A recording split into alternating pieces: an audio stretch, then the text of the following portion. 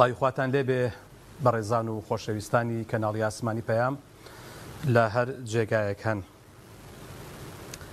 ئەمڕۆ ڕۆژی لەدایکبوونی پێغەمبەری خودایە صلی الله عليه وسلم. من ناچمە سەر ئەو باسەی کە ئاخۆ جائزە جائز نییە، چێ لەگەڵ ئەو ڕێیە چێ لەگەڵ ئەو ڕێیە نییە، ئەو بابەتێکی ترە. گرنگ ئەوەی ئێمە چۆن دەبین بە شوێنکەوتەی ڕاستەقینەی پێغەمبەری خوددا صلی الله عليه وسلم. خدای گەورە لە قورئانی پیرۆزە دەفەرمێ محمد رسول الله والذين معه أشداء على الكفار رحماء بينهم. واتە ئەوانەی کە لەگەڵ پێغەمبەری خوددا صلی الله عليه وسلم بەرامبەر بە نەیارانی ئیسلام، بەرامبەر بەوانەی کە دژایەتی ئیسلام دەکەن، تند و بە شدەتن، بەڵام بەرامبەر بە مسلمانان بە بەزەیی و بەڕەحمن. هەر بەڕاستی ئێمە واین، بەڕاستی ئێمە شوێنکەوتەی پێغەمبەری خودای صلی الله عليه وسلم ئایا مسلمان هەموو یەکترمان خۆش دەوێ و ڕێز لە یەکتر دەگرین، ڕێز لە بۆچوونەکانی یەکتر دەگرین، ڕێز لە جیاوازیەکانی یەکتر دەگرین؟ بەڕاستی ئەوە دەبێت پرسیارە لە خۆمانی بکەین. خوای گەورە دەفەرمێ جل جلاله قل إن كنتم تحبون الله فاتبعوني يحببكم الله. خطابەکەی لەگەڵ پێغەمبەری خوایە صلی الله عليه وسلم. خوای گەورە دەفەرمێ ئەی محەممەد صلی الله عليه وسلم بە ئومەتەکەت بە مسلمانان بڵێ ئەگەر ئەوان خودایان خۆش دەوێ با بە دوای تۆ بکەون خوددا ئەوانی خۆش دەوێ. ئێمە بەو شێوەیە بە دوای پێغەمبەری خوا صلی الله عليه وسلم کەوتوین تاوەکو خوددا ئێمەی خۆش بووێ؟ چەند فەرمودەیەکی پێغەمبەری خوا صلی الله عليه وسلم ئەگەر تەنها لە ڕۆژانە لە ژیانی خۆمان جێبەجێ بکەین دەتوانم بڵێم تەواوی کێشە و گرفتەکانی نێوان مسلمانان نامێنێ و وەکو برا دەژین. پێغەمبەری خوا دەفەرمێ صلی الله عليه وسلم لا يؤمن أحدكم حتى يحب لأخيه ما يحب لنفسه. پێغەمبەری خوا دەفەرمێ صلی الله عليه وسلم هیچ یەکێک لە ئێوە ئیمانی تەواو نییە کە چی بۆ خۆی پێخۆشە ئاوای بۆ براکەی خۆی پێخۆش نەبێ. ئایا بەڕاستی ئێمە واین؟ هەمومان یەکترمان خۆش دەوێ و حەز دەکەین هەموو ئەو شتە چاکانەی کە لە ژیاندا پێویستە هەمان بێ و خۆشمان دەوێ حەز دەکەین بۆ برا و خوشکەکە مسلمانەکەشمان ئاوا بێ؟ ئایا کە پێغەمبەری خوا دەفەرمێ صلی الله عليه وسلم من حسن الإسلام المرء تركه ما لا يعني، لە سیفەتی جوانی مسلمان ئەوەیە کە شتێک پەیوەندی بە تۆوە نییە حەقت نەبێت. بەڕاستی تەدەخولاتی ژیان لە ژیانی یەکتر، تەدەخولکردن لە ژیانی خەڵک بەڕاستی بۆتە کارەساتێکی گەورە. بۆیە بەڕاستی ئێمە دەبێ بەو شێوەیە پێغەمبەری خودامان خۆش بوێ صلی الله عليه وسلم کە ئێمە شوێن ئەو بکەوین، ئەو ڕاستگۆ بوو، ئەو دەستپاک بوو، ئەو ئەمین بوو، ئەو بەڕاستی دڵسۆز بوو، ئەو بەڕاستی بەڕەحم و بەزەیی بوو. ئایا ئێمە واین؟ کە ئێمە وانین دەبێ وابێ. من پەیوەندەکان وەردەگرم لێ دەگەڕێم با بزانم ئێوە چ دەڵێن سەبارەت بە ئەوەی کە ئاخۆ چۆن ئێمە دەبین بە شوێنکەوتەی ڕاستەقینەی پێغەمبەری خوددا صلی الله عليه وسلم. پەیوەندی هەیە با بفەرموو. بەڵێ کاک دارا بەڵێ فەرموو. كاك أنور السلام عليكم ورحمة الله وبركاته. وعليكم السلام ورحمة الله وبركاته. پێشەکی پێشتە وەرەکە سڵاو ڕێزمێ بۆ حاجی دانیار و تیمەکەی جوان پێشکەشیان نەکرد دڵە لە من نێشێ شەڵات تۆ چیتە سەر و ڕێزکەیە. دەستەکان خۆش سەهات بەڕێز بەرنامەی پێشکەشەکەی من خوای گەورە فەرمێ بە پێغەمبەری ئیسلام لەعەلەکە لەخولق عەظیم ئەفەرمێ ئەی محەممەد تۆ ئەخلاق زۆر بەرزە،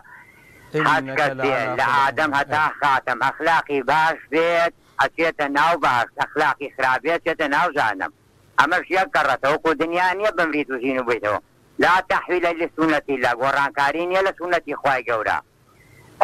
لا تبدیل لسنة الله، ئەمە گۆڕانکاری نییە. خوای گەورە فەرمێ هیچ مەخلوقێکمان خەڵق نەکردووە پێشتر وەکو بەشەر بمێنێتەوە، ئەم بەشەرە مێنێتەوە کەواتە داوێنی دەستی دەمی پاک بێ، دڵ و دەرونی پاک بێ، شتێکی جوان دەرەچێ، شتێکی باش دەرەچێ. دەنگ مەگاتە لای تۆ ماوی زۆر چاکە. بڵێ ساحەبی بەڵێ بێ حەزەکەم قسێ بکەم. ئێمە پیا سێری ئافرەتێکەکەین یا ئافرەتان سێری پیاوانەکەن.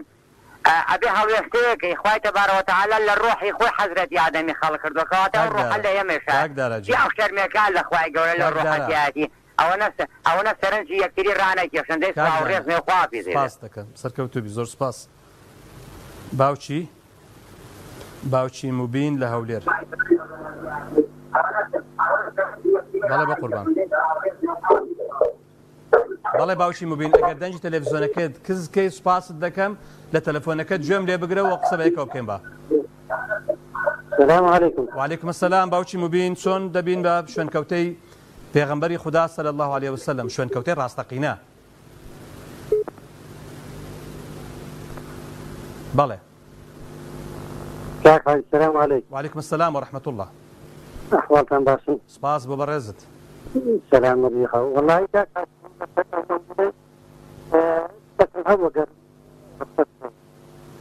نازانم لێت حاڵی كاك كنت غنبري صلى الله عليه وسلم مسألة هذه عبادات مثلهيك بجزر عبادات سبعة يعني زوابتي خود بودانايا مثلون منا لبدعي بين أما يغمى صلى الله عليه وسلم زور بسوردي غير بدعي جزية براخي سنجد بدعي جزية ممكن بدعة كهاد بري بيناجي لما ساكا بله والله عز كان لازم لواني الرئيس مغرد ولا ما عز كان لما سلي موجودين عز كان لبازني خوي جسد ساكا يشتلوانا كرها براسي ممكن بقوي الإسلام ده ضوابط وروابط اللي بودان ده حدودي موجودة حتى أو بابتها يعني في زور زيادة اللي بودها يعني أو مثلا حتى في شاء وينا بعض ذلك اختلاف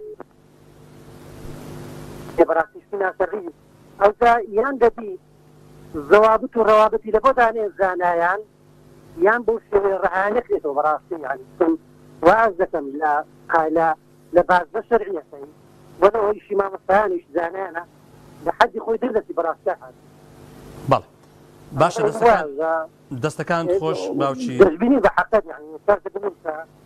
زۆر لحد خوي تستبر موجود دەستەکان خۆش اواني دري سلطان مزفر سلماني بولو عجز سلطان مزفر زياتنا نام داية خلصي فقير بەڵێ دەستەکان خۆش بە قوربان کاک باوکی سایە لەکوێ سەمچەماڵ بەڵێ فەرمو السلام عليكم سڵاوی خوا لە بەڕێز بە قوربان ئەم کاتێک باش بەڕێزی قوربان شاومنی وڵای برا گەورەکەم بەرکابراشی خوێنەوار نیم بەڵێ بەس تەنها من ئەڵێم هەر ئینسانی ڕاستگۆ بێ خۆشەویستە لای خوا بێگومان ئەنجا ئەم میلەتەی ئێمە ئەبێ ڕاستگۆ بێ ئەم میلەتەی ئێمە ئەبێ غیرەتی هەبێ یعنی خوای گەورە ئەڵێ هەر ئینسانێ غیرەتی نەبێ ئیمانیشی نییە ئەنجا باشە ئێمە لەسەر ڕێچکەی پێغەمبەری خوای ڕوحم بە قوربانی بێ ئەوەی لەم زروفەی ئەم ڕۆکەمانە درۆزن بێ لای مەسئولین پیاوچاکە ڕاستگۆ بێ پیاوێکی خراپە و ناحەد لە لەبەرەوەی قسەی حەدلەکە ئەمانە ئێستا وان لەو خەڵکە کردووە چاواشەکاری و کۆمەڵێ بەزم و ڕزم و هەرچانەیان کردووە یعنی ڕاستگۆییان لە فکری خەڵک بردووەتەوە بۆچی وامان لێ هاتووە من سەرۆکەکەم سەرۆکی هەرێمەکەم درۆ لەگەم میلەتەکە ئەکە ئایا من درۆ لەگە تۆیان ناکەم من نەوە فێرە بم مناڵەکەم لە منەوە فێرە بێ ئەو ئیمڕۆکاڵە ڕاتم بەدەم درۆکە سێ حەفتەتر نایدا ئەجا برا جوانەکەم ئێمە هەمومان خەتای خۆمانە ئەگەر مریشی خۆی خۆڵ نەکا بەسەر خۆیە بەخوا کەزاتە خۆڵکاتە سەریە ئێمە بە تۆ بە منەوە بە هەموو حیزبەکانە تەواوکەری مەسوول بەرزانین باشە ڕێز و حرمەتمەوە قوربانی ئەو پێغەمبەرە خۆشەویست بن دەستەکانت خۆش بە قوربان بەڵێ کاک باوکی زانە لەکوێ بەڵێ باوکی زانە لە هەولێر بەڵێ فەرموو السلام عليكم باشي بەڕێزم باشی بە قوربان سەلامەتی سوپاس باوکی زانە السلام عليكم باشي برا جوانەکەم قوربان باوکی زانە من با پرسیارە هەر دووبارەی کەمەوە ئێمە چۆن دەبین بە فیعلی بە شوێنکەوتەی ڕاستەقینەی پێغەمبەری خوا صلی الله علیه وسلم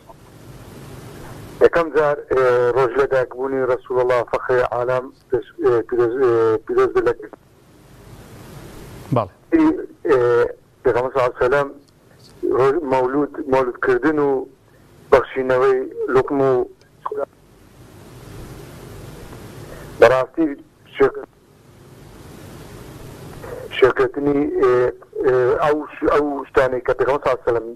کردیتی ئێمەش وەکو پێغەمبەر صلی الله علیه و سەلەم هەموو شتەکان پێرە و پرۆگرامەکان پێغەمبەر صلی الله علیه و سەلەم جێبەجێکرد چاونەترسی پێغەمبەر صلی الله علیه و سەلەم چاونەترس بووە پێغەمبەر صلی الله علیه و سەلەم ناحەقی قبول نەکردێ ئێمە ناحەقیمان لەگەڵ دەکرێت سێ مانگە موچەمان نادرێ هەموو خۆمان کردێ پێغەمبەر صلی الله علیه و سەلەم ئەوانە قبول ناکە پێغەمبەر صلی الله علیه و سەلەم درۆی نەکردووە قەت ئەمیری مومنینە درۆی ناکە ئێمە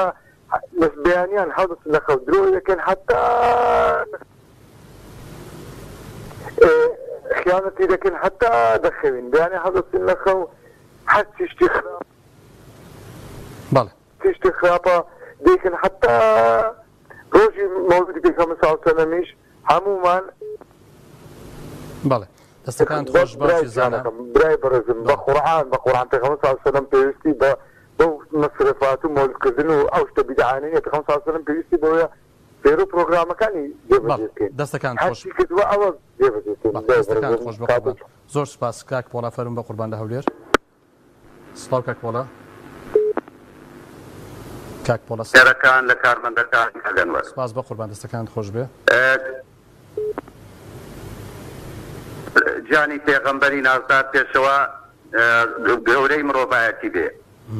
چۆن دەبینێت شوێن کەوتەی ڕاستەقینە سەرەتا دەبێت لە گەورەکانەوە دەست پێ بکەین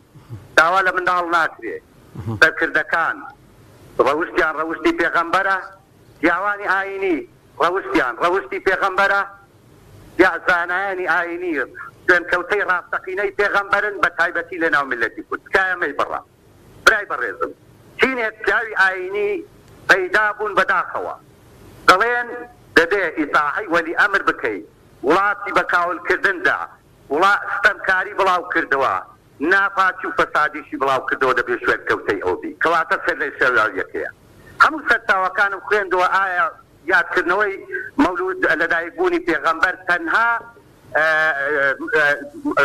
مغەفەری کەوکەبەری لە هەولێر تاکە کەس بۆ هەر ئەو یادەی کردوتەوە بە هیچ مەذهەبەکان شوێن کەوتەی یادەکە بە بدعەیان داناوە کەواتە سەر لێ شێواویەکەیە بەڵام دەبێ هەموو ڕۆژێ یادی پێغەمبەر بکرێتەوە بەڵام بەو شێوەیە ناکاگەنوەن شیرینی نا سوکلێت و پاقلاوەوانە نا بڕوو دەکەمە هەولێر تکایە کەس زوێر نەبێ پیاوانی ئاینی هەولێر ئەمڕۆ ستان دەکرد لە دەورەی قەڵات دەبایە بچوونە دەوری گوندی لوبنانی ئەگەر شوێن کەوتەی پێغەمبەرن درودی خوای لەسەر بێ پیاوانی ئاینی هەولێر گوندی لوبنانی ستان لە دەورەی قەڵای هەولێر وەڵامم دەنەوە دینی محەممەد بە ئاسکرا خۆشە خاڵێکی تر دەزانین پێغەمبەر درودی خوای لەسەر بێ لە کاتێک لە ژینگە کات دوورگەی عەرەبی پڕی بوو لە پاڵان و فەسادی و گەندەڵی و بەدڕەوشت دانازی ملەتی کورد ئەوە بوو موسڵمان بوو ئێستاش نە تورکەکان نە فارسەکان نە عەرەبەکان بە پەیدەقی قورئان بە پەیدەقی فەرموودەکان دژایەتی و کوردەکەن چونکە موسڵمانە هەر شتێکی ناڕەوایە دەیکەن وا دەنگتان پیاوانی ئاینی دەتانەوێت دەست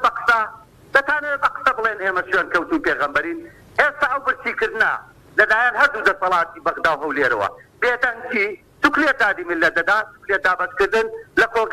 لە کۆگاکان ماوەتەوە ئەو سوکلێتە ئێکسپایریش بە باوەڕتان بە ئێکسپایر بووە کەنچیلۆ پاقلەوەی نا دەبی شێرانە مەردانە مسڵمانانە ملەتی کورد پێشەوای ملەتان بۆ لە ڕەوش بەرزی هیچ کاتێک دەستێژی نەکردۆتە سەر ملەتان کچ و ژنی هەڵات نەکردووە تێبگەن پیاوانی ئاینی مەبەستیکە تێبگەن خاچی کەسی داگیر نەکردووە ملەتی کورد مەی بڕە کاگەنوەر مەی بڕە پیاوانی ئاینی چاون و قاندون و مسلمانێتی نابێت چاوت بسپێنێ دەبێت چاوت بقەیە سەرت بەرزکەوە ئەو ستەمە چییە لە ناوە خۆ لە دەرەوە فارسەکان دینی ئیسلامیان کردە بەرگەک بە بەرجی خۆیان تورکەکان هەروە بەڵێ کاک پۆڵاجان کاتم زۆر پێدای خەڵکی تریش دەسایری پەیوەندیە سوپاست دەکەم دەستەکانت خۆش بێ بەڕێز کاک ئاراز لە چەمسەماڵ بەڵێ فەرموو مامۆستاژیان سەلام عەلەیکوم عەلەیکوم السەلام وەرەحمەتوڵڵا بە قوربان یاخوا سەلامی مامۆستاژیان دەست خۆش بێ زۆر سپاس بەڕاستی جوانە بەس سرنجێکمان هەبوو چۆن دەبین بە شوێنکەوتووی ڕاستەقینەی پێغەمبەری خوا بەڵێ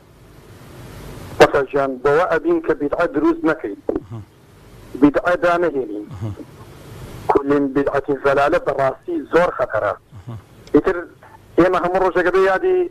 في غربة صلى الله عليه وسلم هم الرجاء هم دقم ثانية باشا ما مساجان انجام خلق براسي لسالك الرجاء داننا أبو يادي في غربة صلى الله عليه وسلم براسي توزيك لو إلا خوشويسي في غربة صلى الله عليه وسلم كالكنوها چۆن دەبین کاگاراز ئەو پیاوەبڕ ئەو پێغەمبەر بەڕێزەمان لە یادێ مامۆستاژی بەڵێ کاگاراز ڕاستە قسەکە زۆر جوانە بەڵام تۆ وەکو موسڵمانێک پێ وایە کە ینی چی بکەی بۆی کە بە بەڕاستی ئێمە ببین بە شوێن کەوتەی پێغەمبەری خوا صلی الله علیه و سلم چی بکەین یانی مامۆستاژیان ئێمە وەکو موسڵمان چی بکەین بۆ ئەوەی ببین بە شوێن کەوتوی ڕاستەقینەی پێغەمبەر صلی الله علیه و سلم بەڕاستی بە دەستپاچی بە زمان تاراوی لەکردەوە جوانەکان یەو لەسەر چی بوو ئێمە شەوە بکەین بەڕاستیەوەی کە ئەو نەیکردووی ئێمە نایکەین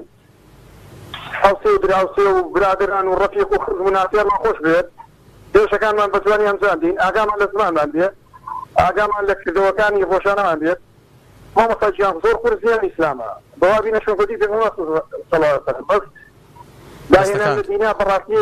شوێنکەوتوی بەڕاستی من ببدعي أنا يادر. بله دستكان زور سپاس بقربان دستكان خوش به. بله. حتما همومن بقصة هیچ دخومان دانه الینو. دین با بانگواسکار من، با مامۆستا با خەڵکێکی تر با هەرچی کە خۆی بە پێ مسلمانە بە قسە هەموو شتێکین بەڵام ئایا بەکردەوە واین ئایا بەکردەوە بە فعلی ئێمە شوێن کەوتەی پێغەمبەری خوای صلی الله علیه و سلم برایەکی نەخۆشە برایەکی محتاجە برایەکی کێشەیەکی هەیە گرفتێکی هەیە بەڵێ کاک شەماڵ لە چەمچەماڵ بەڵێ بەڵێ کاک شەماڵ السلام عليكم. وعليكم السلام ورحمة الله. ما مصادر الزخرفين تورون برنامج كاملكم. سپاس بۆ بەڕێزت کاک شەماڵ جان. فايدة سلامت كان كولاي. براسي كوري برنامجك من أولاني برنامجك براسي تساوي في زور معقولانه وزور جانا. بله. لم رجارة أجد هرك كبير تجواني بجي أبي سيدتي جاني في غمري خاص سنة عليه الصلاة والسلام. بله. أم إهداء يبوك مسلمان من الرجل تواتي ولا تستطيع أن همور رجل يادي تغني خاطئ الصلاة والسلام أجر ملتو أجر هر مسلمان كي لها أم كريزة يادي رجل لرجال بك دور كاتم يجي السنة بك أو خوي بقياد كبير تغني خاطئ عليه الصلاة والسلام أجر إيما عبادة كان بجوانب إن الرجال كان مانع حتى يجفر ذكانيش أو يكتبون في همي خواه عليه الصلاة والسلام وأم توفير وزاش كبير غير بالأولا أصلا أدري من السلمانات زياتر كفان مشكلة بمروجة شكل دولة ترين مروج بفايتر والدار ثاني بأمري في همي خواه صلى الله عليه وسلم حتى دو في همر من فايتر والدار أصلا وصنعتك لنفسي أي موسى عليه السلام من تون بو خود رسكروا عليه السلام بلان في همي عليه الصلاة والسلام كقوت ورفعنا لك ذكرا يا اخوات الدوري خوي ناوي كذا زي بس كذا توا يعني المسلمان اجر همور وجهك من عبادته حتى نرى واشهد ان محمد رسول الله عبادتنا نقبلنا به ليش فرسش ما نقبلنا به فايتر دار ثم بعمري كامل صلاه عليه الصلاه كاك شمال دستكان خوش زور سپاس بقربان كاك محمد لهولير بله كاك محمد السلام عليكم. وعليكم السلام ورحمة الله. أنا كل باشي. باش كاي محمد جان حوال باشا. صحتك باش كاي. زور سپاس برز. دس خوشي برنامج هذا كان براسي تاريخي. نعم دم ناسي بس شقدي. ساكت دناس. برنامج كاي أنوار. كاي أنوار مسألة دين بە شێوەیەکی مەسەلەی دین هەمومان کردنی دین واتە خۆ پێغەمبەر و ئیسلام هەمومان خۆمان پێ پرۆفیسۆرە لە دین خۆمان پێ پیاوی چاکە خۆمە بەڵێ من بۆ نمونە ئەوڕۆکە لە فەیسبوک تەماشاکردم میسالەشی بەسیر لە بەڕێزت تەماشا دەکەم هەرچی ئەوەی خوا پێی بڕۆ تەماشاکە لە فەیسبوکی و یادی مەولودی پێغەمبەری دابەزاندیە هیچی خۆی دەدانێشتەوە ناوی لە خۆی نایە شێخ ناوی لە خۆی ئەوی خوا پێشی خۆشە لایکە لە سۆشیال میدیا لە میدیاکان لە خۆ نایەتەوە کەواتە ئێمە هەر هەمومان بە شێوەیەکی گشتی زۆرەمان زۆر بە زەحمەتی زۆر پێر لەخوا ناکرێت دلیل لەسەر ئەو قسە من فەرموو تەماشای ئەو وەزعی کە بە شێوەیەکی گشتی خوای گەورە یعنی چمان لێ بکەنەوەی زیاتر خۆ قەدمان نەخێر و خۆشیمان نەخۆشەویستیمان نەڕەحممانە هیچ نمان کاگەنەر هۆکارەکەی هەموو لادانە لە ڕێگای خوار ڕێگا ڕاستەقینەکە بۆ نمونە ئەوڕۆ مەولود و برای تو سەعات پاش چینە بازارێت تەماشاکە بە وەڵڵاهی شتی واتە ئەوە ڕوویدا تەشبیه نەکەوە لە حەمدانیە بۆ چ بوو بڕۆ لەگەڵ ڕێزم و ئافرەتی باش هەموو ئافرەتە ڕووتە ئەو هەموو خەڵک ئەو هەموو بێخوایە ئەو هەموو بێدینیە ئەو مەولودی خۆ مەولودی پێغەمبەر سەرم سەر چاو مەولودی دەکەیت ئەمە کردمان پێ خەڵکیەوە لێرێن پێغەمبەرمان زۆر خۆش دەو لە ڕادەبەر یادیشی دەکەنەوە ڕۆژانەش بەڵام یادکردنەوەی پێغەمبەر بەمانە ئەوە نییە ئەمە هەر پەڕنە چوکلێت و شەکرۆکە و شیرنات و نەقڵ و شتیوا ببەخشین یادی پێغەمبەری صلی الله علیه وسلم بە ئێمە نەناخەوە بی ئاگامان لە خوا بی ئاگامان لە پێغەمبەر بی بێ ئەمری خوا نەکەین بێ ئەمری پێغەمبەری نەکەین ئەوە یەک دینداری ڕاستەقینە بەڵام بەداخەوە ئەوە هەموو بوتە سۆشیال میدیا نەزەری و عەمەلی دەرەوە زۆرێمان یەک نییە زۆر سپاس ڕێز سلااوم هەیە چاوت ماز دەکەم بە ڕێزی بەڵێ باوکی سەفا وعلیکم السلام ورحمة الله سپاس بۆ بەڕێزت سپاس بە قوربان شوێن کەوتیت بەڵێ من دەتوانم بڕێم ملەتی کورد بە شکلێکی عام استفادەی نەکردێ لەو دینە لەبەر ئەوەی نەیزانیا وەکو خۆی بەکاری مێنێ خۆی بە شوێنکەوتەی پێغەمبەردا دەدەنێ بەڵام شوێنکەوتەی عەلمانیەت و شەیطانیەکانە یعنی بەداخەوە من ئەوڕۆ دیتم چەندین عەلمانی تازە جەنابەت فەرموود بە زمان هەمومان دەرێن شوێنکەوتەینا بەڵام بە عەمەلی هەساسن ئەو هەموو سەرکردە ئەلمانیە و خەڵکی تو پەڵیتەم دیت ئەوڕۆ لە زیادیان دەکردەوە و خۆیان بە شوێنکەوتەی و ئەلمانیە لە دینی خۆی بە شوێنکەوتەی پێغەمبەردا باوکی سەفا بەڵێ بەداخەوە کابرا سەردانی برایەکەی ناکە سەردانی خوشتی ناکە سەردانی دایکی ناکە هاوکاریان ناکە گەر پێویستیان بێ یعنی میرات ناداتە خوشکەکەی هەتا بۆی بکرێ مەسەلەن هەرچی شتێکە قۆڕی دەکا لەو لاشەوە دێ لە کاتی مانجی مەولود یعنی شیرنی دەبەخشێتەوە لەوانەیە گۆشت دەبەخشێتەوە ئایا ئەوە خۆشەویستی پێغەمبەر صلی الله علیه وسلم تۆ لەلایەک ینی هەرچی بێ ئەمری خوا و پێغەمبەر دەیکەی لەو لاشەوە شتێک دەکەی ئەمە چ ناوێکی لێ بنێن ینی زانەوە عەجایبترت باسی بڕێم ئەوەی تر دەریاڵی شتت پێ دەرێم لەوەش زۆر عەجایبتر لە مەدحات و چۆی خەڵکانێک دەکاتن ڕێز و تەقدیر لە بۆ خەڵکانێک دادەنێت کە دژایەتی خۆ پێغەمبەر أوني الله عز وجل القرآن قبل كذا دفرمي لا تجد قوما يؤمنون بالله واليوم الآخر يوادون من حاد الله ورسوله يوادون يعني شش حركة دريش كريتها ولو كانوا آباءهم أو أبناءهم أو إخوانهم أو عشيرتهم بابا بدمي برادمي يعني كسي واحد بينهم لما زيس دادني شي هاموشو هاد شو ريز وتقدير أو طريق حرمت له كسان دا خوشي بحامي أو ديني دادني خوشي بشو كتي پیغمبر دادني عليه الصلاة والسلام كتي كتا كتي بيدري دري آخر لبرسات وشتانا قبول دكي كده آخر سبكم والله باب يعني فلانة يعني أمر ظالمة كاتا جانو آيات دفر من نابنا لا بينا نا باب بي أو آيات أكر خود بشو كتي پیغمبر دادني عليه الصلاة والسلام أو آيات كي كدابز يو هذا فرمي من جانم خوشتري جانم سكاتكا یاخود ئەوەی کە ئیسیفادەم لێ کرد و بۆ پۆڕی فەقر و شانازیەوە دەرێم خەڵکان بکەن لەگەر دڕی نعمەتەکە ئەوە هەر وەکو گەورم عومەر دەفەرمێ مەقولەتە الحەق لەم یەبقی صدیق ناموێ صدیقم ناوێ دۆستم ناوێ خەڵم ناوێ کەسم ناوێ بابەت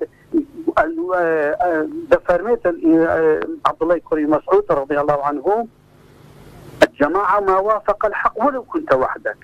بابة نجبي ما دام أتو لقر حقي أتو جماعتي وانا قورم إبراهيم بتاريخ أمتي أو أخذ بشيكتي بيغمبر زانا نكشن كوتي غيري بيغمبري عليه الصلاة والسلام واش بزاني كشيكتي وي خذ ما خلط دەستەکانت خۆش بە قوربان زۆر سپاس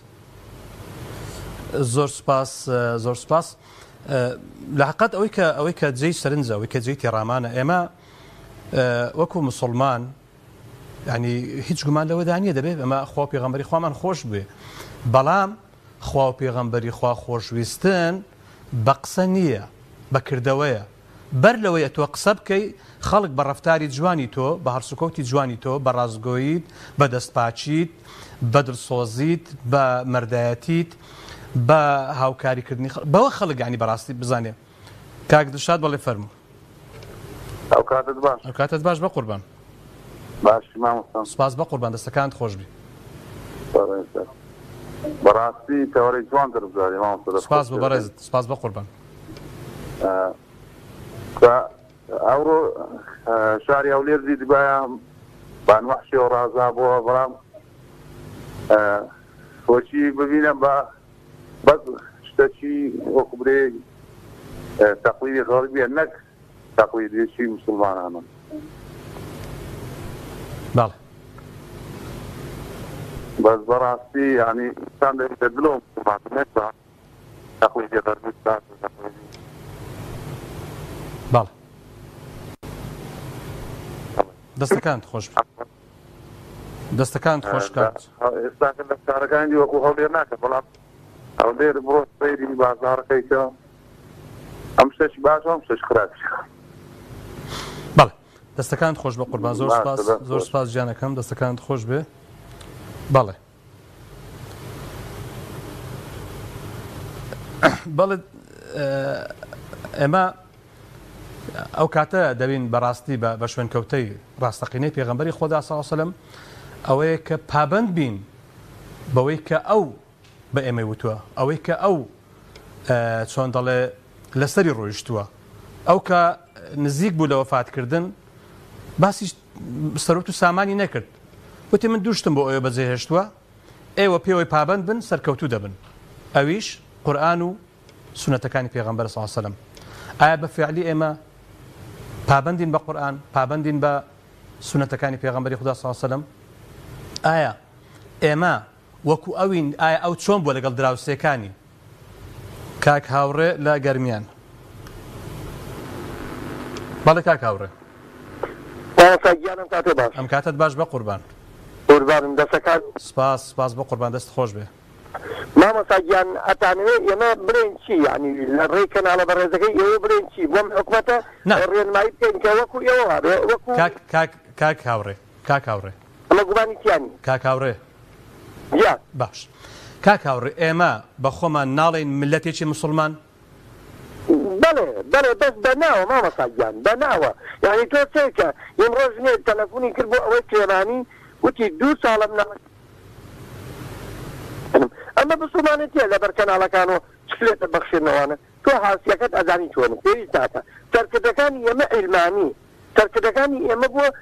بۆ حیزب بۆ خزم بوونەتە سەرکردە بۆ میلەت نەبوون لەبەر ئەوەی خوای گەورە هاوکاری یەکێکەکە کە ڕازگۆ بێ ئەمانەی ئێمە باوەڕ ناکەم ڕازگۆیی پیاوی لەبەر ئەوەی تۆ سێکە ئەوە 4 ساڵە نەوت نییە ئەوە گرانیە ئاوایە پارە جارانە هەرو شەڕی دعاسە و نازانم کڕۆ نایەتی ئیشە پارەکە لە بەغاوە هاتوێن نایدەن یعنی ئەمانەی هەم سەرکردان و لاسانی پێغەمبەرکەنەوە چونکە ئەوە خوای گەورە بڕیاریدا و خوای گەورە بڕیاریدا ئەوەی نات بۆ مرۆڤایەتی بۆ ئینسان ئێمە گەرەکمانە ئێمە ڕێنمایی بکەین سەرکردەکانی پێلەوە بگرن بەخوا گوێرێ ناگرن سەیر کۆشک و تەلار و سەیر سیارە جانڕەش و سەیر خانی خارجیان و سەیری ئەوانکە و سەیری ئەم میلەتەکە بۆ ڕۆژێنەتان بینی یەکێ لە کوڕی ئەو بەرپرسانە تەلەفۆنی بۆ جەنابتان بۆ کەناڵەکەی NRT بکات یعنی ئەمە چکرێت بەخشانوە ئیسلام خۆشەویستیە بۆ پێغەمبەر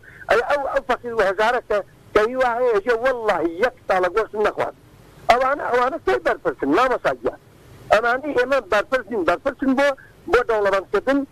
هەر بە زۆریش دەرداچێت دەتر دەریان کە بدانە لەم سەرەوە تا ئەو سەرەمدانێکیان دەرەچێت ئەمە بۆ دەوڵەمەندکردنە ئەمە بۆ خۆشەویستی مەخلوق و خاک و ئاو و دینی ئیسلام نییە باوەڕ بکە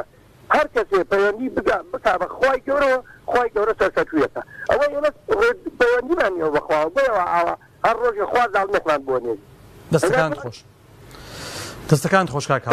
ئەم سەرکردانی ئێمە لاسانی پێغەمبەر سەمە بەخوا نایکەن بە گەورەی خوا نایکەن ئەوان وەک ئێمە ئەژین کوا نەوت کوا بایعی کوا باڵینەوە تا لە کوڵەجوان 450 لێرە بەڵێ کاک هاوڕێجان دەستەکانت خۆش کاتم زۆر پێدای سوپاست دەکەم دەچمە پیرەمەگرون کاک عەبدوڵڵا بەڵێ فەرمە قوربان کاک عەبدوڵڵا ئەلۆ بە قوربان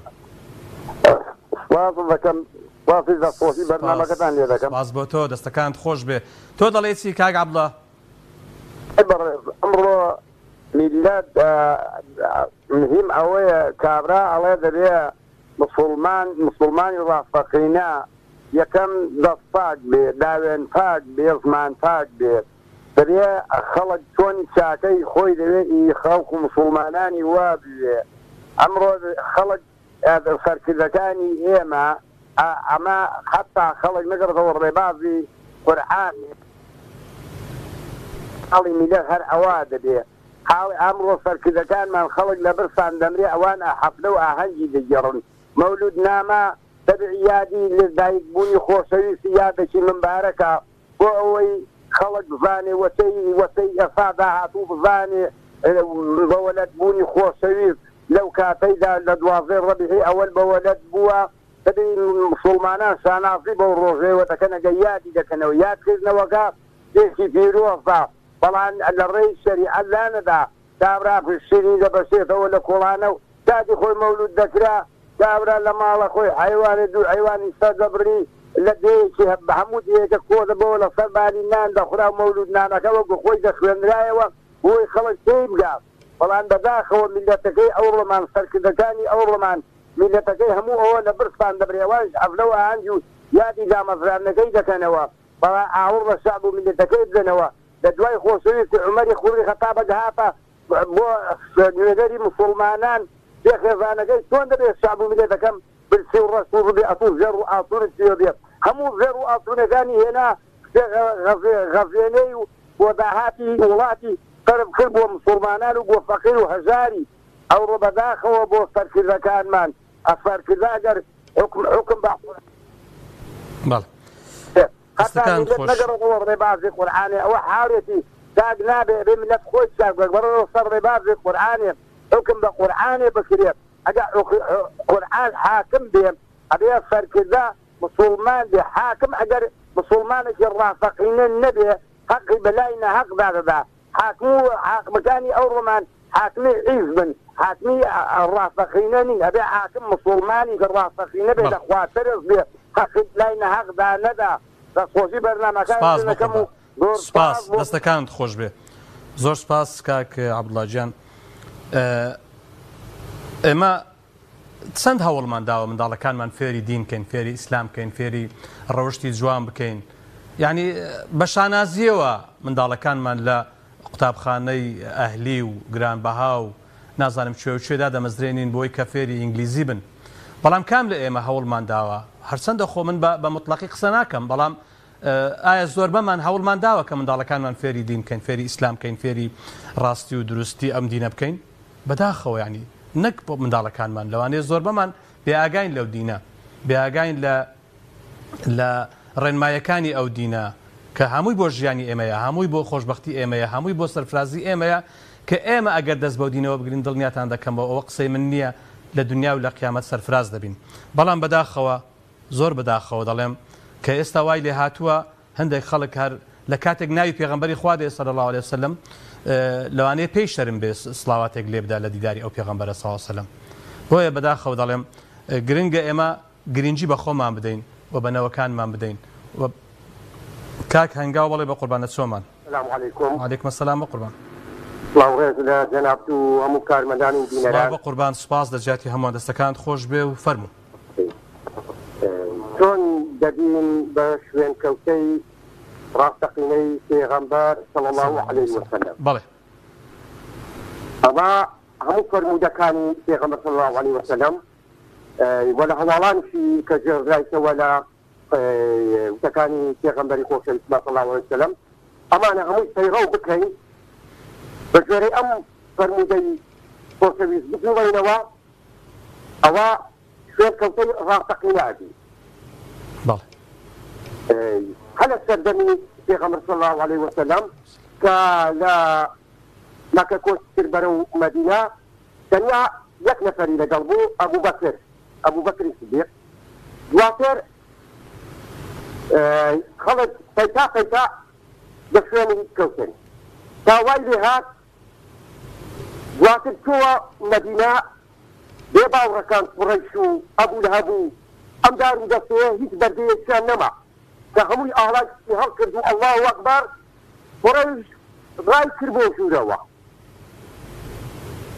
خەڵاتن هیچ بەردە نەما. ئەمڕۆژ ئێستا دەبینین ئەم سەردەمە پەیتا ئەم ڕێبازیان لەبیست کردووە بەڵام ئێستا کۆمەڵی دادگەری ئەم ڕێبازە ئەم ئاڵایە پیرۆزەی بەرز کردێتەوە لە شوێنی فەرموودەی ئەو بکەین. باقی تر وانە خەڵکیش ئەگەر هەمووی بەدوای ئەم ڕێبازە بکەون لەسەر و ژیانیان ئارامن دەستەکەبایەکەوە ژیان ئارامن هیچ پیر و گریفتێک ڕوونادا کە پێغەمبەری خۆشەویست هەموو بەها جوانەکانی هەبووە. بەڵێ کاک هەنگاوجان دەستەکانت خۆش بە قوربان زۆر سپاس لە چۆمانەوە دەچمە هەڵەبجەی تازە. کاک محەممەدجان فەرموو بە قوربان. کاک محەممەد دیارە پەیوەندەکەی پچڕا. پابندبوون بەم دینە و شوێنکەوتنی پێغەمبەری خوددا صلی الله عليه وسلم دەبێت بە ڕۆژانە ئێمە پابند بین پێیەوە لە مامەڵەکردنمان لە هەڵسوکەوتمان لە دانیشتنمان لە ڕۆیشتنمان لە دراوسێتیمان سایقی تەکسی دوکانداری مامۆستایی هەر شتێکی تۆ لە شوێنی خۆت دەتوانی پابندبی بە ڕێنمایەکان و بە فەرمودەکانی پێغەمبەری خوددا صلی الله عليه وسلم دڵنیا بە ئەو کاتە خۆت سەرفراز دەبی خۆت سەرکەوتوو دەبی کارەکەت کارێکی پیرۆز دەبێ و لە شوێنی خۆمان هەمومان دەتوانین بەڕاستی ببین بەو دڵسۆزەی کە پێغەمبەری خوددا صلی الله عليه وسلم باسی کردووە. کاک ئەحمەد لە هەڵەبجەی تازە. بەڵێ سەرکەوتە لە هەڵەبجەی تازە محەممەد و ئەحمەد خوڵەکە من. بەڵێ دەستەکانت خۆش بە قوربان. بەڵێ بە قوربان. بەڵێ جان. بەڵێ مامۆستا. بەڵێ. مامۆستا باسی شکر. جان. بەڵێ بە قوربان قسە بکە ئێستا ڕاستەوە خۆ فەرموو. کاگە. السلام علیکم ورحمة وعلیکم السلام. علیکم السلام ورحمة الله. فەرموو قسە بکە. یادی پێغەمبەر هەموو یان ما پیرۆز بێ. اللهم آمین. وعلیکم بەڵێ. ئایا ئەبێ من یەک پرسیارەتەوە هەیە. بەڵێ. ئەوێن خەڵ فەقیر بێ یارمەتی بێ دەوڵەمەی عادی بیدا وایە نا؟ چۆن؟ خەڵ فەقیر بێ یارمەتی دەوڵەمەی یارمەتی فەقیر بدا. حتمەن. دەوڵەمەند یارمەتی فەقیر بدا بە سەرزان بێ وایە؟ ئەگەر ئێمەی کورد ئێمەی موسڵمان ئەگەر دەوڵەمەندەکان ئاگایان لە فەقیرەکان نەمینێ و کەس بەلایەن دانەچێ و کەس لایەن لێ نەکاتەوە بەڕاستی دەبێت چاوەڕێی ڕەحمی خواش نەکەین. ئەمێ مامۆستا یەک ماتۆری خەڵک دوو ماتۆرەکەم سکاوە تا سێ بە برای کەسێک نەوتە پارە بەرێ وتمە ئەگە بۆ خوا هەستیەکەی مەکینەیەکی ماتۆرم پێوتە. تۆ مەچینەی ماتۆرەکەت یعنی مەچینەکەت شکاوە و تێک چوو؟ بەڵێ وەڵایە بەخوای نییە کەس لانی داماوەی دوای نقطانە. لەکوێی کاک ئەحمەد لە هەڵەبجەی تازە؟ بەڵێ. دایمەخەوە ئەو ڕقەمەکەت بدە و برایانە قسەن لەگەڵ بکە ئێستا. بەڵێ ئێستا ژمارەکەیان بدە و برایانە ژمارەکەت من دوایە ئەو برایانە با ژمارەکەم بدەنێ پشتیوان بەخوای گەورە بزانم چمان پێ دەکرێت ئینشاءالله. باشە کاک ئەحمەد جان. بەڵێ برانی بەڕێز ئەگەر ژمارە ئەو بەڕێزە وەگرن دوایی. بەڵێ لەسەر قسەی ئەو برایە کە دەکرێت و دەبێ بەڕاستی ئەوانەی کە خواپێداون و مسلمانن ئاگایان لەوانە هەبێ کە کەم دەرامەتن تەنانەت ئەگەر مسلمانیش نەبن. ینی بۆ نمونە ئێستا مسلمانێک ئەگەر دراوسەیەکی هەبێ غەیری مسلمانیش بێ بەڵام ئەو دراوسەیە دەستی کورتە وەزعی خراپە با غەیری مسلمانیش بێ زۆر زۆر ئاساییە. هەر دینەکەی خۆمان ڕێگەی پێداون کە هاوکار بن، هاوکاری مسلمان بن، هاوکاری غەیری مسلمان بن، ینی ڕێزیان لێ بگرن با مسلمانیش نەبێ. گرنگ ئەوەیە کابرا مرۆڤە، گرنگ ئەوەیە ینی حتا ڕۆژێ لە ڕۆژان کە جەنازەیەک تێدەپەڕێ بەلای پێغەمبەری خوددادا صلی الله علیه وسلم کە پێغەمبەر هەڵدەستێتەوە لەبەر جەنازەکە دەڵێن ئەی پێغەمبەری خوا ئەوە یەهودیە ینی مسلمان نییە. دەڵێ ئایا مرۆڤ نییە؟ کەواتە ئێمەی مسلمان پێغەمبەری خوددا صلی الله علیه وسلم وای فێر کردوین کە نەک هەر ڕێز لە مسلمان بگرین بەڵکو ڕێز لە غەیری مسلمانیش بگرین. بۆی بەڕاستی ئەگەر ئێمە ئەو دینە وەکو خۆی جێبەجێکەین ینی پەیڕەوی ئەو دینە بکەین و ئەوەی کە خوا سبحانه وتعالى لە قورئانە باسی کردووە، ئەوەی کە پێغەمبەری خوددا صلی الله علیه وسلم کە لە فەرمودەکانی باسی کردووە، ئەگەر ئێمە مسلمان پێ بە پێ شوێنکەوتەی ئەو دینە بین خۆمان نا بەس هەر خۆمان نا دەوروبەریشمان ئیسراحەت دەکەن. بۆیە بەڕاستی گرنگە ئێمەی مسلمان هەمیشە هەوڵ دەین و پابند بین و پابندبوونیشمان بە دین ئەوە گەورەترین خۆشەویستیە بۆ خوا سبحانه وتعالى و بۆ پێغەمبەرەکەی و بۆ ئەم دینە. من دیارە پەیوەندەکان دوا پەیوەندی وەردەگرم. بەڵێ دوا پەیوەندی وەردەگرم و کۆتایی بە بەرنامەکە دێنم لە بەرەوەی کاتم تەواو. بەڵێ کاک بەڵێ دیارە پەیوەندەکە زۆر مەزبوط نییە. بە هەر حاڵ من سوپاسان دەکەم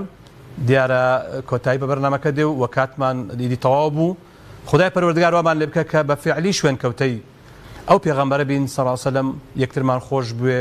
و ڕێز لە یەکتر بگرین و هاوکاری یەکتر بین. خواتان لەگەڵ.